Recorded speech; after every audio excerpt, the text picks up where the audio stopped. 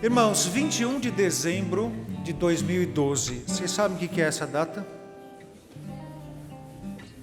21 de dezembro de 2012. O que é essa data? Oi? Segundo diz o calendário maia, 21 de dezembro de 2012 é o fim do mundo.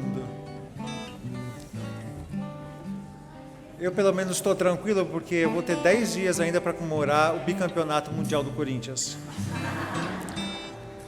Isso que é fé, não é? Irmãos, dezembro de 2012, está todo mundo falando que é uma data marcante porque pode ser o fim do mundo. Quando os ímpios falam sobre o fim do mundo, eles falam para tentar satisfazer uma curiosidade, nesse caso mórbida, né? Porque afinal de contas está se falando sobre o fim de todas as coisas. Quando a Bíblia fala sobre o fim do mundo, ela não está se dirigindo a não crentes, mas ela está conversando sempre com cristãos. Já repararam nisso? Nunca Jesus Cristo abriu um discurso público para falar sobre o fim do mundo. Quando a gente vai ler esse texto, como por exemplo de Mateus 24, 25, 26, quando ele anuncia o fim do mundo, ele está conversando com os seus discípulos, mas de um grupo bem pequenininho. Eles estavam lá, Senhor, olha só essas paredes do templo, olha só que templo bacana. E Jesus fala, olha, tudo isso daí vai ser destruído. Não vai restar pedra sobre pedra. E aí então os discípulos perguntam para Jesus, Senhor, diz-nos quando acontecerão essas coisas, qual será o sinal da tua vinda e o fim dos tempos? É assim que começa Mateus capítulo 24. Quando a gente lê ali as cartas de Paulo a Tessalonicenses, que ele também está falando sobre o fim do mundo, ele está conversando com crentes. E o livro de Apocalipse foi escrito para quem? Se até crente é difícil entender, quanto mais o não crente. O fim do mundo não é um assunto para ímpios. O fim do mundo, sempre que ele é trazido na Bíblia, é para que os cristãos tomem cuidado, para que os cristãos entendam. E esse é o caso do texto que a gente vai ler, porque a proximidade do final dos tempos, ela traz um impacto muito grande para a igreja. Irmãos, um impacto muito forte e extremamente negativo em alguns aspectos. Se você já abriu a sua Bíblia aí no nosso texto de meditação, você vai estar em Mateus 25, então olha o 24. Antes de a gente ler o texto da nossa meditação, Jesus diz assim, olha o que vai acontecer na vida da igreja, em Mateus capítulo 24, versículo 10. Naquele tempo, os tempos que antecederão o fim, muitos ficarão escandalizados, trairão e odiarão uns aos outros. Isso aqui não está acontecendo fora da igreja, isso aqui está acontecendo dentro da igreja. Gente escandalizada no sentido de que não vão suportar o evangelho e vão dizer assim, nossa, se for desse jeito eu não quero ser crente, e vão sair.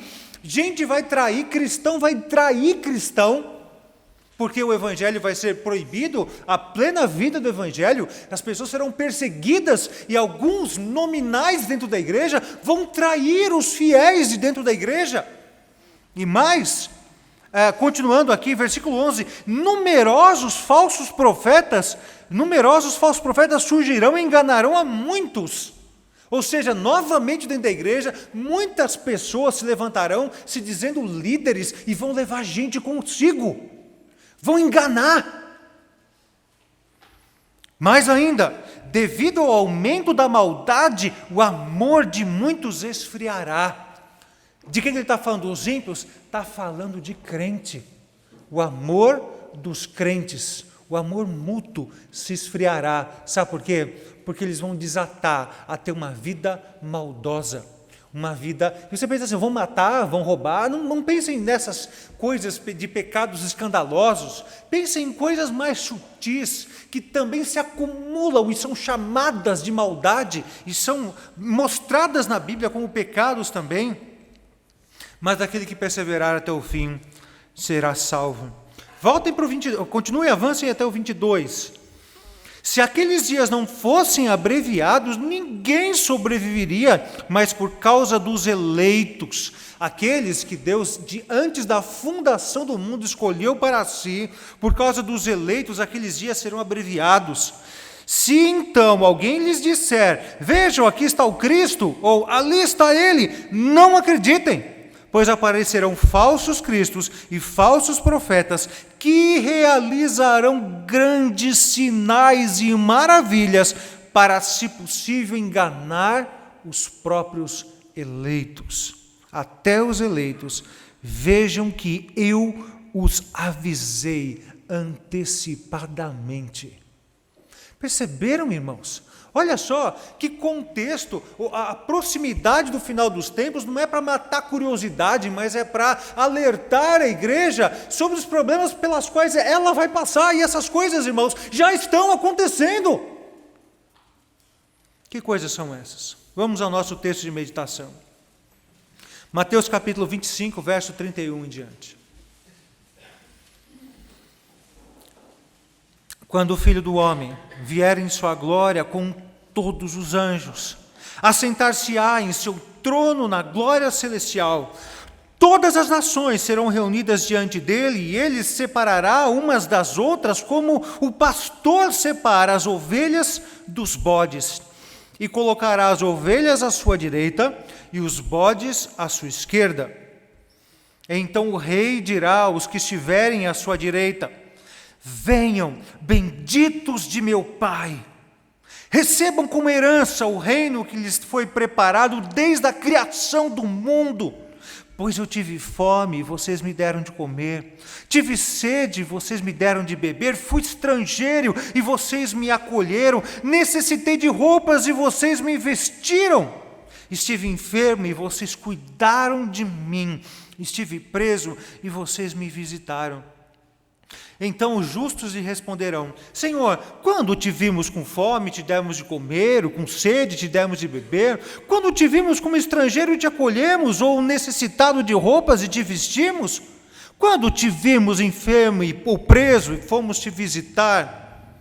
O rei responderá: digo-lhes a verdade, o que vocês fizerem a algum dos meus menores irmãos, a mim o fizeram.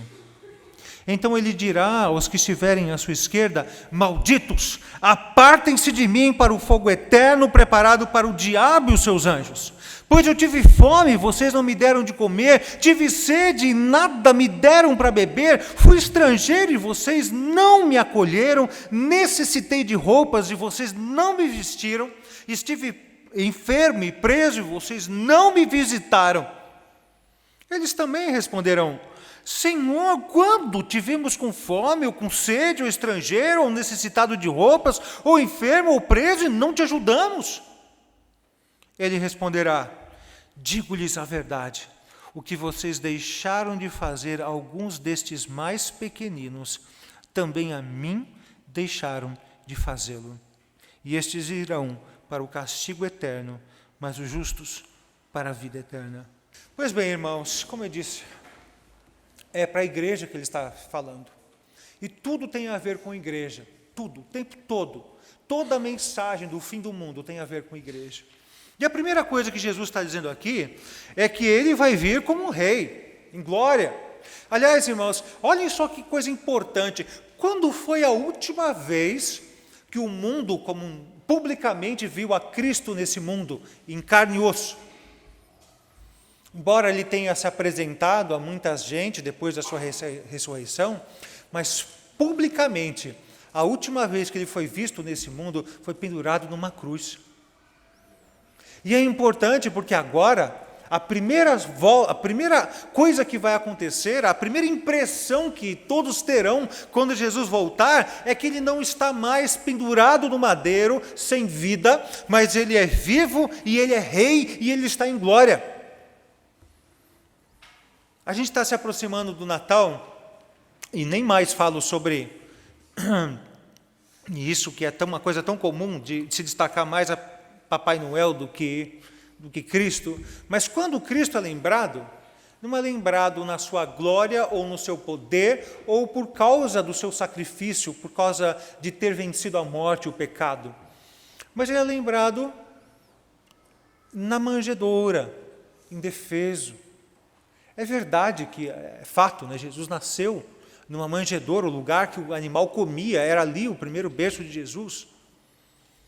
Mas o mundo só lembra de Jesus assim, ou na manjedoura ou na cruz. Ou ele não pode fazer nada porque é muito nenê, ou ele não pode fazer nada porque está na cruz. Quando Jesus voltar, ele vai mostrar que ele é o Senhor da glória. E ele não é mais salvador, ele é juiz. O tempo da graça literalmente acabou quando Jesus se fizer visto nos céus. E é assim que ele vai vir. E ele diz aqui, quando o Filho do Homem vier, e essa palavra aqui, essa expressão Filho do Homem, é interessante porque ela não era muito comum. A gente não sabe muito bem porque Jesus adotou essa expressão, mas o fato é que ela vem lá de Daniel. Daniel, ele tem uma visão na qual ele diz assim, ele escreve essa visão.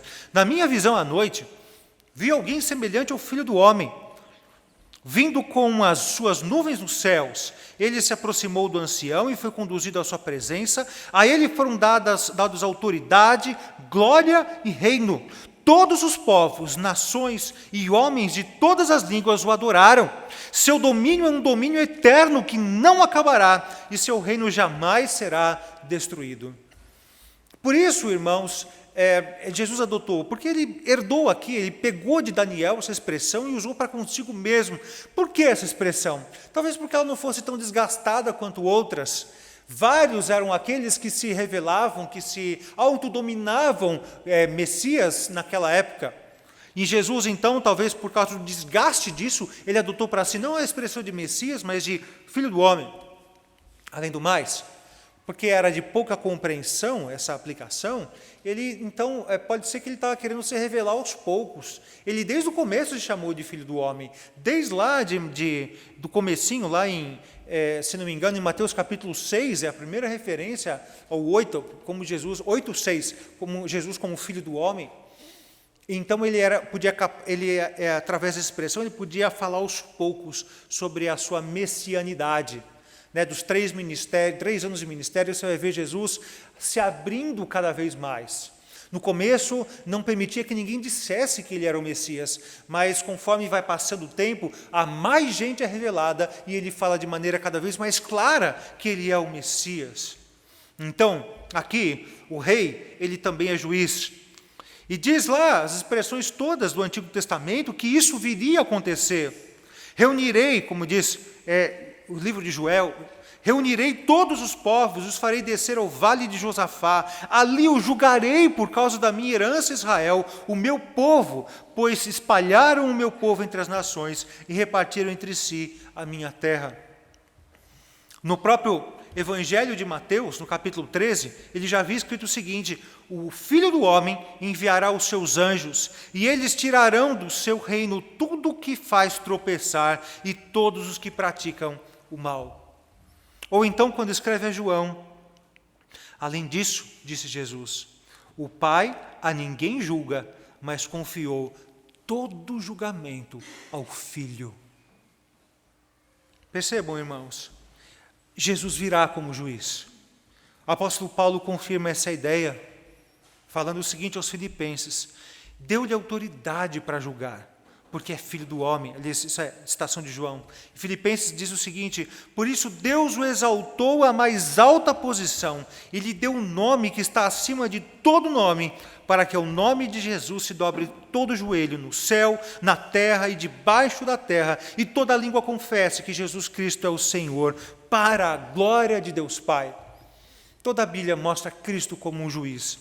Aliás, tem uma ilustração muito interessante de um homem que se afogava, eu já contei isso aos irmãos uma vez, de um homem que se afogava num rio, e um outro homem que se aproximava, viu aquele primeiro homem se afogando, e foi lá e o salvou. Só que esse homem que se afogava, na verdade, ele era um malfeitor, era um bandido, e ele foi, certo dia, preso pelos seus atos, e apresentado ao juiz para ser julgado. E quando ele chega diante do juiz, ele percebe que o juiz era aquele homem que o havia salvado do rio, quando ele se afogava. E ele pensa assim: esse eu já conheço, já me salvou uma vez, está no papo. E ele então, quando o juiz abre a boca, é pronunciada a sentença de condenação contra ele.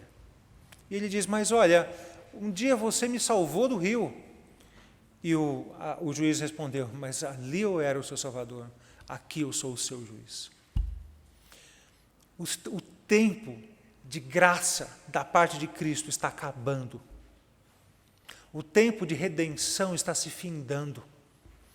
E essa é a maior mensagem que a igreja poderia estar trazendo nesse momento de final dos tempos. O tempo da graça está no fim. O Salvador, ele está terminando a sua salvação. Ele está terminando o período de salvação. E quando você o ver, ele vai ser o seu juiz, não mais o seu Salvador. É hora. João Batista já pregava isso. Vocês precisam se arrepender, porque o reino é chegado. Vocês precisam se arrepender. E então diz o texto que essa glória toda demonstrada pela presença dos anjos que virão com Cristo. Ele virá nas nuvens, virá com os seus anjos. E os anjos, segundo a Bíblia, vão aqui ter uma dupla função. Em várias partes, diz que os anjos ajuntarão os perversos diante do trono de Cristo, e serão lançados na fornalha pelos próprios anjos. E os anjos, por outro lado, eles ajuntarão os eleitos dos 4 cantos da terra e conduzirão ao juízo. E ali então, o juiz será o verdadeiro Salvador dos eleitos de Deus. Isso acontecerá, irmãos, diz aqui o versículo 32, todas as nações. Ninguém aqui lhe quer dizer, cada um sem exceção, ninguém vai deixar de ser apresentado diante de Deus para o julgamento, ninguém, todos nós, cada um de nós estará diante do trono de Deus, não importa se estivermos vivos ou se já estivermos mortos, todos nós estaremos no trono nesse dia. Então vai acontecer uma coisa, o juiz, Cristo, sentado no seu trono em glória, o seu ato vai ser separar ovelha de cabrito. As ovelhas do seu lado direito, os cabritos do seu lado esquerdo. E para a gente, como cristão e confessando a Cristo como Senhor, a gente tem um grande problema com essa ideia de julgamento, porque a gente tem uma impressão de que o julgamento para nós não é real. O julgamento é real. Nós de fato estaremos diante do trono da graça. Agora, há então a possibilidade de eu estar convertido nessa vida e chegar diante do trono e descobrir que não era nada disso e eu ser chamado de cabrito em vez de ovelha? Quando a Bíblia fala de julgamento, eu já disse isso aos irmãos mais de uma vez, a gente tem que entender que existem 2 momentos diferentes no julgamento. O momento de veredito e o momento de sentença. Os irmãos sabem o que é isso, não é?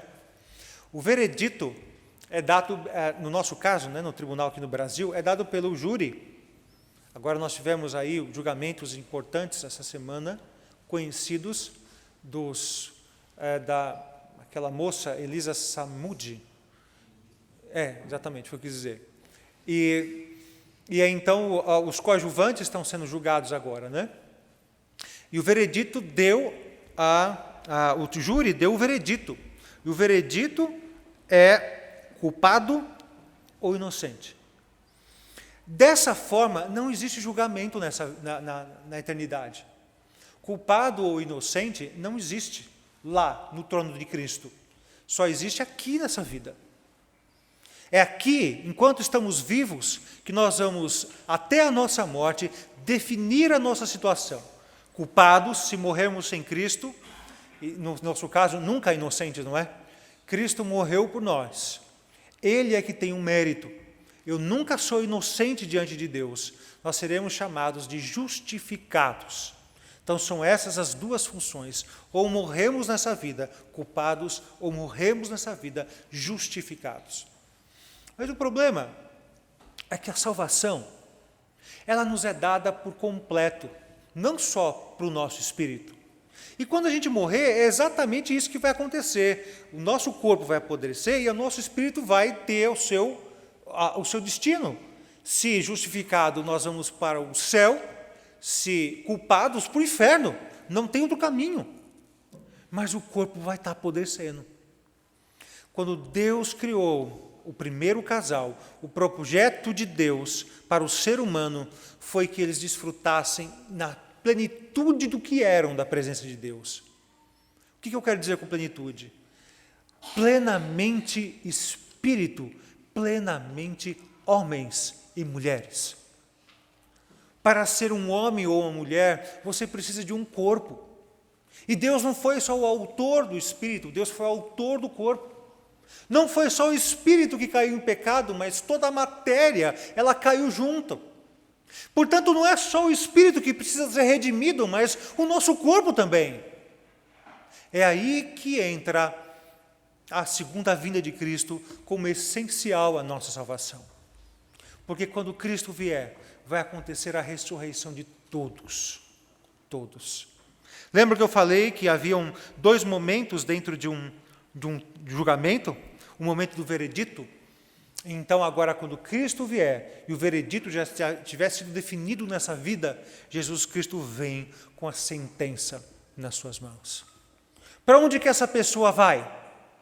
Aqueles que foram justificados, o destino delas vai ser a liberdade plena, inclusive com o nosso corpo, que vai ser ressurreto, e agora em corpo e em espírito, voltando ao projeto inicial de Deus, em corpo e espírito, vamos desfrutar eternamente da presença de Cristo.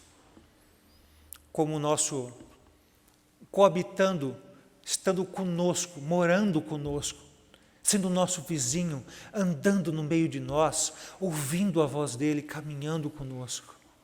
Como acontecia no Éden, não é? Deus que andava no jardim no final da tarde. E os ímpios vão ressuscitar também. Eles já têm o seu veredito, morreram culpados, e agora, diante do trono de Cristo, ouviram a sentença. Não só em espírito vão sofrer como sofriam até ali, mas agora também em seus corpos. Em corpo e em espírito sofrerão eternamente no inferno, conduzido pelos anjos do Senhor. Os anjos os levarão até o fogo ardente, lugar do diabo e dos anjos que não guardaram o seu estado original. Portanto, esse julgamento é real, sim. É real porque ali, diante do trono, tem a sentença. É real porque Cristo será visto em glória e não mais na cruz, pendurado, como foi o seu último evento público. É real, irmãos, por causa daqueles que estiverem vivos na época em que Jesus voltar. É real porque aqueles que morrem hoje ainda não experimentam eternamente da condição definitiva, como eu já disse. Mas quando Cristo voltar, revelando toda a sua glória, ele vai por outro lado, né? Vejam só, irmãos, que nós temos uma balança que é proposta aqui à frente. Dos versículos, desde o 34 em diante, é falado sobre as obras de cada um, sobre aqueles que assistiram e quando da fome deram de comer, na sede deram de beber e assim por diante, e daqueles que não fizeram isso. Desses versículos em diante são falados a respeito de obras. Mas, antes de falar de obras, parece que as coisas são postas numa balança, e o versículo 34 diz de maneira muito clara: o rei dirá aos que estiverem à sua direita: venham benditos do meu Pai, recebam como herança o reino que lhes foi preparado desde a criação do mundo. Embora Cristo vá revelar as obras de cada um, é dito que essa salvação ela foi planejada antes da fundação do mundo. A Bíblia é cheia de relatos nesse sentido, como, por exemplo, os filhos de Rebeca.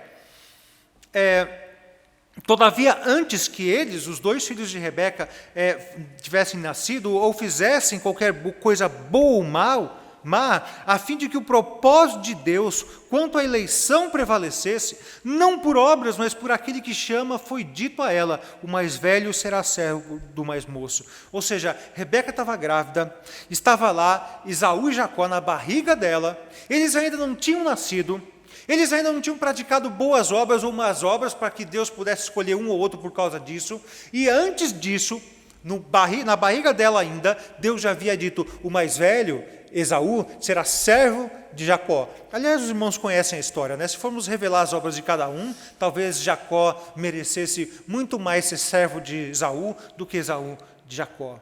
Pelo menos até o vale de Jaboque, até o momento que Jacó se encontra com Deus, ele era chamado e merecia toda a fama de usurpador, enganador, pela maneira que ele se portava.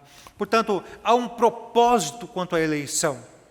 E Paulo já escreveu o seguinte: todavia está escrito, olho nenhum viu, ouvido nenhum ouviu, mente nenhuma imaginou o que Deus preparou para aqueles que o amam. Deus preparou, Deus predestinou. Por isso, o que vai acontecer não vai acontecer por causa de uma fatalidade. A vinda de Cristo e o julgamento não se dará por causas eventuais, processos randômicos. Cristo virá para consumar um plano que foi escrito desde antes da fundação do mundo. E não é à toa que ele diz, através da boca de Jeremias ao povo, com amor eterno eu te amei, e com benignidade eu te atraí. Deus sempre teve um plano, e tudo o que vai acontecer é no cumprimento desse plano. Por outro lado, irmãos, é muito fácil a gente cair num fatalismo, então. Deus predestinou, Deus elegeu, a gente pode fazer o que a gente quiser, porque tudo que eu fizer vai estar dentro do plano dele. É por conta disso que Deus trata de responsabilizar a igreja. Igreja, veja pela maneira que vocês estão vivendo, porque quando eu vier, eu vou mostrar as obras de cada um, e a salvação, ela vai ter como base não uma declaração de fé, mas vai ter como base atos que demonstram a fé. Retórica com Cristo, discurso retórico com Ele não vai funcionar. O que vai funcionar é prática. Por isso que a gente leu no culto agora há pouco, Tiago, deixando isso muito claro. Você tem fé? Eu quero ver as suas obras para ver se você tem fé.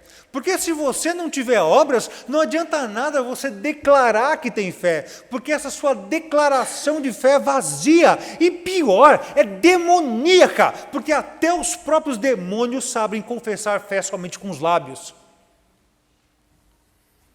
Por isso, Deus julgará, Jesus julgará, segundo as obras de cada um. Os irmãos sabem disso, não preciso dizer, a salvação não é pelas obras, não é mérito, mas simplesmente para deixar muito claro que a fé verdadeira, ela é confirmada através das obras. Irmãos, agora aqui chega essa terceira e última parte do nosso estudo, no nosso sermão. O que Jesus quer dizer com esse negócio de estar preso, nu, com fome, com sede? O que Jesus quer dizer com pessoas que satisfizeram essas necessidades, de pessoas que não satisfizeram essas necessidades? Eu confesso, irmãos, que durante muito tempo eu li esse texto, e tudo o que vinha à minha mente era o seguinte: Jesus está interessado que a sua igreja se afadigue na obra social. Talvez a sua impressão seja essa também. E vamos pensar, de que maneira nós poderemos obedecer esse texto? Quem sabe, fazendo obras sociais, vamos visitar mais asilos, creches, vamos atrás de, vamos abrir um curso profissionalizante aqui na igreja, ou então, falamos já sobre isso, um curso, aula de inglês aqui na igreja, através da Bíblia, alfabetização através da Bíblia, reforço escolar para crianças do bairro. Todas essas coisas são muito importantes e elas já passaram pela nossa cabeça, e tem gente pensando nisso. Algumas delas já estão sendo cumpridas, né? Tendo aí com destaque ao PH, na maneira como tem demonstrado esse zelo pelas causas sociais. Mas, embora todas essas coisas sejam importantes, necessárias para a vida da igreja, não é disso que o texto está falando. Vejam só.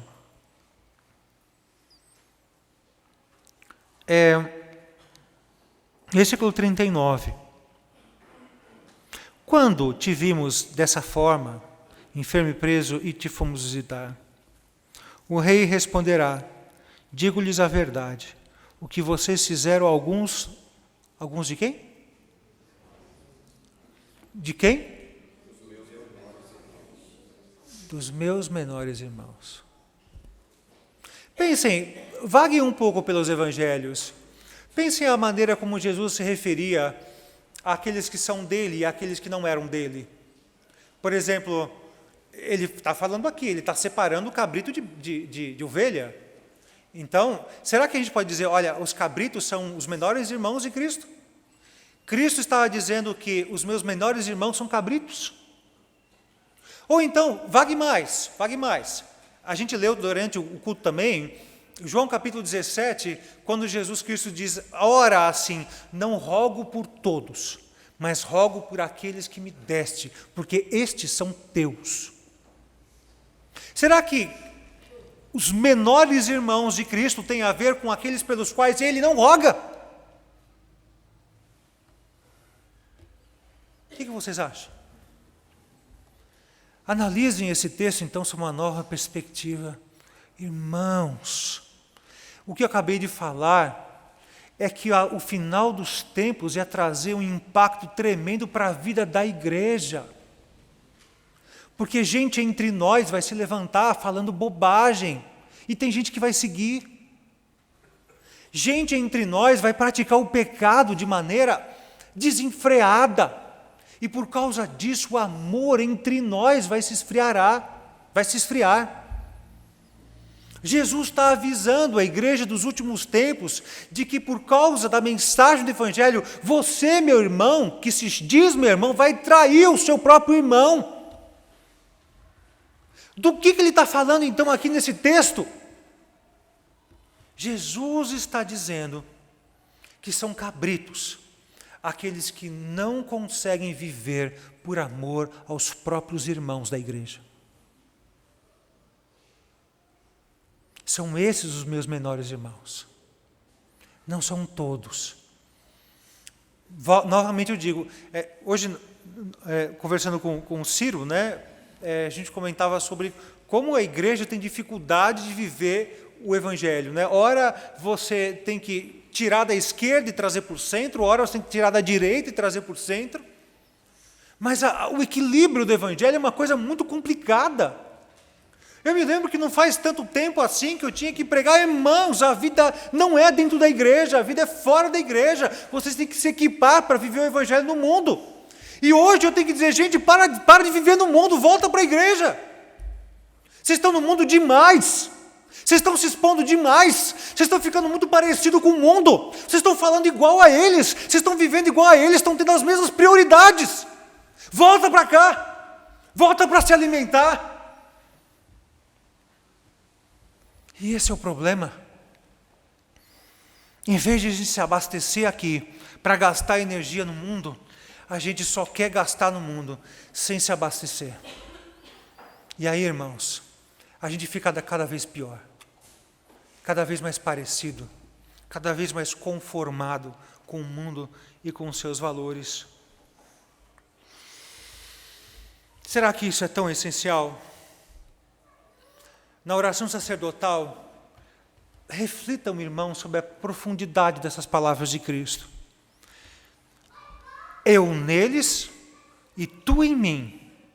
Que eles, a minha igreja, que eles sejam levados à plena unidade, para que o mundo saiba que tu me enviaste e os amaste como igualmente me amaste. Sabe o que Jesus quer dizer? É que quando nós aqui temos plena união, jovens, SAF, PH, estamos juntos, convivendo, irmanado. Sabe, aquele tipo de coisa de igreja primitiva, era só um coração, era só uma só mente, faziam tudo em comum. Isso é igreja. Quando nós formos assim, desse jeito, o cara que está passando aí na rua vai olhar para a gente e falar, agora eu sei que Jesus está com eles. É isso. É isso que Jesus está falando. Que o mundo vai conhecer Ele no meio de nós, quando nós tivermos esse tipo de unidade. Perceberam como é importante? É disso que Jesus está falando. Se cada um de nós é parte do corpo de Cristo, O tratamento que a gente dispensa ao nosso irmão que está do nosso lado, na outra fileira, na frente, atrás, é o mesmo tratamento que nós dispensamos a Cristo. Jesus está dizendo isso, Senhor, mas quando foi que nós te vimos desse jeito? Não, quando você tratou o seu irmão, quando você estava conversando com ele, ou conversando sobre ele, o que é mais difícil, quando você estava acolhendo, quando você estava orando com ele ou por ele, você estava fazendo aquilo por mim, na verdade.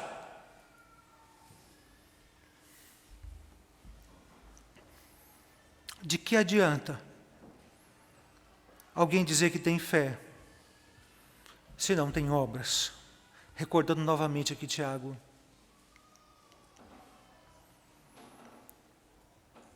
Se você diz, eu não vou com a cara, será que você diria isso? Eu não vou com a cara de Jesus, olha, eu não aguento ficar 1 minuto sentado no mesmo ambiente que Jesus. O cheiro desse tal de Jesus me incomoda. Será que você diria isso? Mas cada vez que você se comporta assim em relação a qualquer um dos membros da mesma igreja que você, é dessa maneira que Jesus te ouve. É assim que Ele te ouve.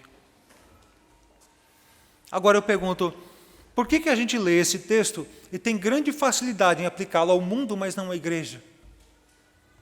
Por que a gente tem grande facilidade de dizer, nossa, Deus quer que nós como igreja sejamos mais aplicados na obra social, e parece que é tão incômodo quando a gente o lê dessa outra forma, de ver que esses meus irmãos não são cabritos, nem aqueles que o pai não deu ao filho, mas somos nós.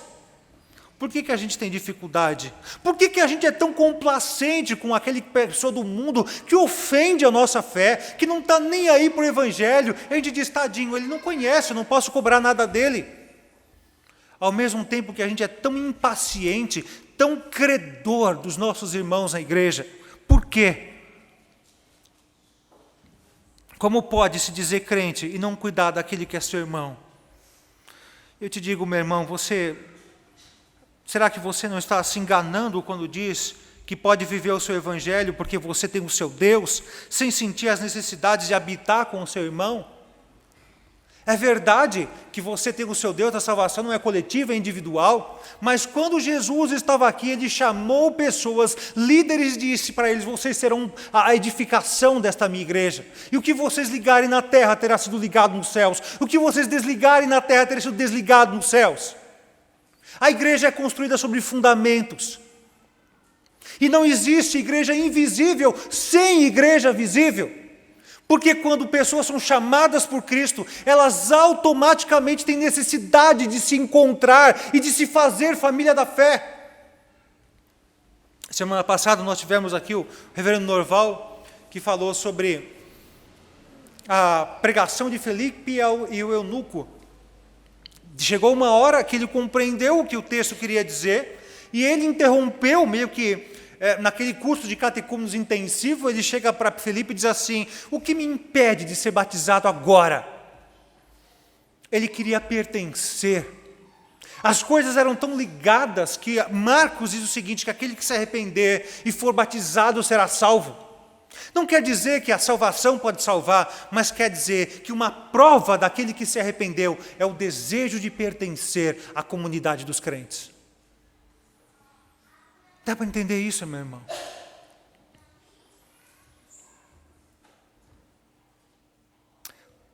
Você acha que é problema do rito? Falei isso aqui semana passada, não é? Cantamos um hino quando chegamos, depois oramos, lemos a Bíblia, cantamos outro hino. Que chato, não tem lugar para o Espírito Santo se manifestar. Será que é realmente o problema do rito? Ou será que é o nosso coração quando participamos do rito? Por que será que o rito do Antigo Testamento era muito pior, humanamente falando, envolvendo sangue, animais, sacrifício, e as pessoas saíam edificadas do templo? Por que será que Davi disse o seguinte, o pardal encontrou casa, um ninho para si, e eu, Senhor, encontrei os teus altares? Por que será? Será porque tudo era um rito muito chato? Ou será porque o coração daquela pessoa realizando aqueles ritos não estava nem aí para Deus? O problema não é o rito, não se engane. Sabe, é como você comer, encher a cara de empada e dizer que a culpa é da azeitona. A gente tem isso, não é? Eu falei aqui a semana passada sobre dieta, que a gente nunca acha que o problema é a nossa falta de controle e a vida sedentária. A gente sempre acha que o problema é não ter achado ainda a fórmula mágica. E é por isso que a gente está correndo sempre atrás. E corre atrás da erva não sei do que lá, do óleo de coco, e corre atrás do novo equipamento que sai na televisão, sempre comprando alguma coisa, mas não tem jeito. Se você não fechar a boca e não fizer exercício, nada vai te ajudar. Só uma cirurgia. Para mim ajudou. Mas olha, não queiram a fórmula. O preço é muito alto. Será que então eu posso dizer, você vai ler isso aqui e dizer, não, olha, eu tenho de fato dado fome, dado comida àquele que tem fome, bebida àquele que tem sede e assim por diante. Deixa eu fazer algumas perguntas para vocês. Não é verdade que você gosta mais de quem é igual a você? Não é? Meça por si só. Quantos amigos teus, pessoas da sua convivência, têm gostos diferentes dos seus ou tendências diferentes da sua? Quantas pessoas que você desenvolve a fé cristã genuína têm idade diferente da sua? Tem alguém? Classe social, raça. Você é íntimo amigo de alguém que de uma raça diferente da sua? Fala a verdade. Essa união que você tem com quem quer que seja não é produzida pelo Espírito Santo, não. O mundo é capaz de imitar isso muito bem. Faz igualzinho. Eles agem da mesma forma. Isso não é a prova da salvação. Ao contrário. E o pior de tudo, irmãos, é que esse maltrato, o bom trato é espontâneo. Tanto aqueles que foram elogiados por Cristo, tanto os condenados, eles perguntaram a mesma coisa, mas Senhor, eu não me lembro de ter feito bem, esse bem que o Senhor está falando a um dos teus pequenos irmãos. É um comportamento esperado, é um comportamento natural, deveria ser. Isso que é o mais grave de tudo, que se você tem que ficar se forçando essas coisas, questione a sua fé. Você não deve ficar surpreso se você está tão convicto e um dia você ouvir da boca de Cristo alguma coisa muito diferente do que a sua convicção mostra. Os bodes também chamam Cristo de Senhor, mas não percebem o mal que fazem. Chamam Cristo de Senhor, mas não percebem o mal que estão fazendo. Quando não consegue bem tratar e cuidar e zelar pela vida dos seus irmãos na fé. Não percebem a dor que trazem, não percebem o quanto já foi chorado por vocês. E a maioria das vezes, vocês estão imbuídos de uma excelente intenção. Talvez vocês ainda continuem lá, buscando sensações, emoções, ao invés de atos, discursos, em vez de vida prática. A igreja tem que sair, a igreja tem que pregar lá fora, a igreja tem que testemunhar, a igreja tem que agir socialmente, a igreja precisa de missões. O quanto você está envolvido com isso? Me fala de uma pessoa que você ajudou. Me fala de alguém, de um nome de alguém que diante de você chorou aceitando Jesus, pela proclamação do Evangelho pelos seus lábios. Um nome, você tem um nome pelo menos para dar. Por quê? A igreja tem que sair e fazer missões. Quanto você deu de oferta pelo missionário? Quanto você orou? Nós temos um missionário preso no Senegal. Você está orando por isso? Está lá, está preso. Sabe qual é o pior problema? Que ele é diabético. E você sabe que eles estão servindo na prisão para ele. E está lá preso. Contribuir? Nem dizimista você é. Quanto mais contribuir para missões?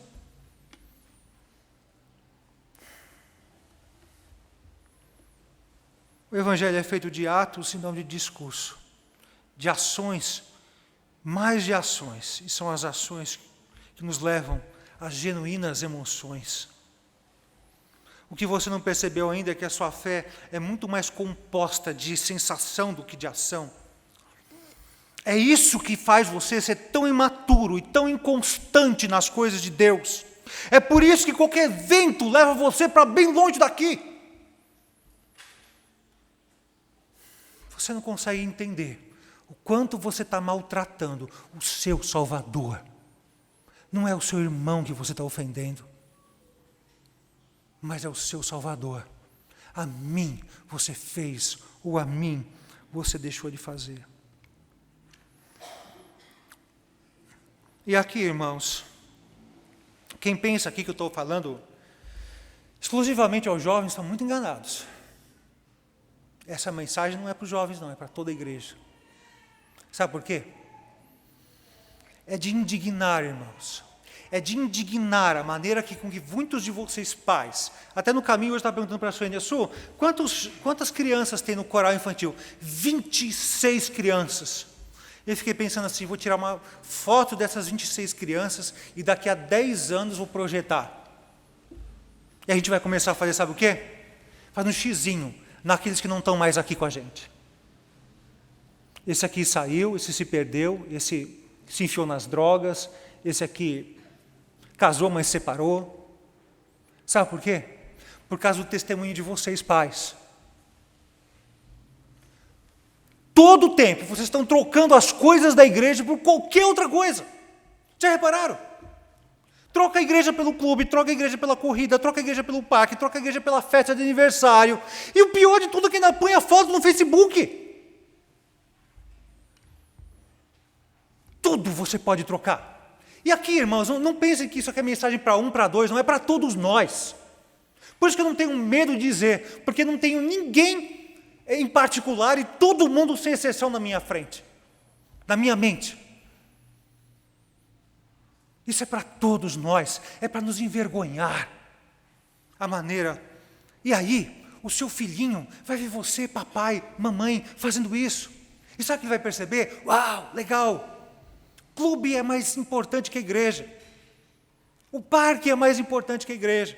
Eu não estou falando aqui de quando você vai viajar, vai para outro estado, né? Não, só posso viajar de segunda a sexta porque no domingo tem que estar na igreja. Não é disso que eu estou falando. Você sabe muito bem do que eu estou dizendo. Tudo é mais importante. E você vai ver os seus filhos arcando pelo preço das sua falta de compromisso. Isso que é o mais triste. Que daqui a 10 anos eu vou botar foto e vai ser um xizinho na cara do teu filho que eu vou botar foto. Por causa do teu mau exemplo, pai e mãe. Por causa da tua falta de fidelidade. Por causa da falta do culto do seu lar. Por causa da falta de você, marido, ser um pastor da sua casa. Esses pequeninos começam na sua casa. Os seus filhos são os pequenos pequeninos, os pequenos irmãos mais novos de Cristo, que Ele quer que você alimente, vista, visite e assim por diante. Mas eu também falo aos jovens, não digo somente aos nossos casais, às famílias, mas também aos jovens, que estão vendo com deslumbre tantas vozes e tantos pregadores nesse mundo, e que vivem sensações, que estão aí, dando mais importância ao para-eclesiástico do que ao eclesiástico. Não digo que essas coisas não devam ter importância, mas não são as mais importantes. Elas são periféricos. E a vida da tua igreja local, isso é mais essencial. É fundamental. Eu não quero que a gente saia daqui com essa sensação de gosto amargo, porque o pastor desceu a lenha na gente hoje. Mas eu quero que vocês percebam, irmãos, que aquele que morreu por nós, aquele que deu a sua própria vida, é Ele que é entristecido, e o nosso maior motivo de viver deveria ser agradá-lo, viver para Ele, por Ele. Nosso maior motivo de existir e de respirar deveria ser: Senhor, a minha vida é tua, é para o Senhor que eu vivo. Está na hora de a gente renunciar às coisas do mundo e às prioridades desse mundo, parar de imitar esse mundo. É claro, digo agora uma palavra especialmente aos jovens. Além disso, o mais importante, irmãos queridos, que vocês deixarem o Redentor mais feliz do que Ele já está com vocês. Percebam que quando vocês convivem com pessoas diferentes, ouvem pessoas que normalmente vocês não ouviriam, que vocês têm paciência com elas, Deus trabalha no seu coração para torná-lo um marido melhor, uma esposa melhor. Já pensaram nisso? De que não há ninguém mais diferente desse mundo do que o seu futuro cônjuge. E as diferenças você vai perceber porque é com ele que você vai coabitar mais e mais. Quando você se deixa conviver com pessoas diferentes, você vai sendo trabalhado por Deus para ser um crente melhor em todos os aspectos. Amando o seu desigual, Deus começa a prepará-los para toda a vida, para ser um bom crente, um bom funcionário, um bom chefe de empresa, um bom marido, um bom pai, uma boa mãe, uma boa esposa. Só há bênção. Só há bênção. Não há coisa mais triste do mundo do que a gente ver se perder aquele que a gente ama. E por causa desse amor, que muitas vezes o pastor usa do cajado ou da vara, hoje está sendo a vara. Aproveitem ela com muito amor.